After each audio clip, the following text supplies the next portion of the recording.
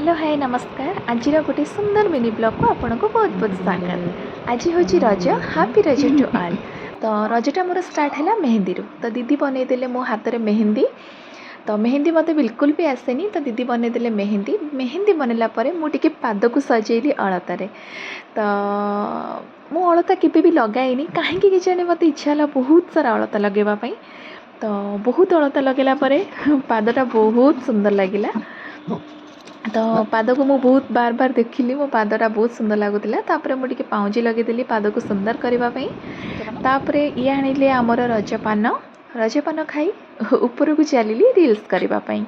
जेहेतु आज रज तो रिल्स न कले तो हेनी। तो फाइनाली मोर लुक थिला यहाँ रजर लुक।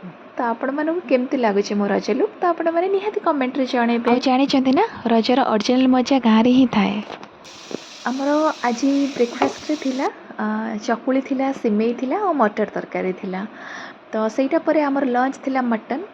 मटन को आमर चुली रे आज रोषे हैला मम्मी आउ दीदी बनाउथिले मटन। तो यहाँ थिला मटन ही लुक आउ बहुत टेस्टी लगुला मटन। तो मटन खाइला परे आमे समस्ते सोई पड़थिलु आउ देन तापरे उठी वर्षार पाग देखी इच्छा है कलरफुल नड़ी खाइबा।